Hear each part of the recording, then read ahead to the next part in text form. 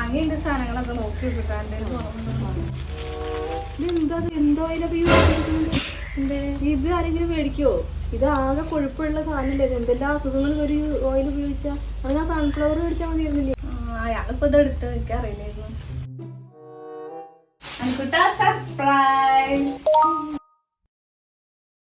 എത്ര പ്രാവശ്യം ഞാൻ പറഞ്ഞിട്ടുണ്ട് ഈ കുപ്പിയിലുള്ള സാധനങ്ങളൊന്നും കുട്ടികൾക്ക് മേടിച്ചു കൊടുക്കരുതെന്ന്.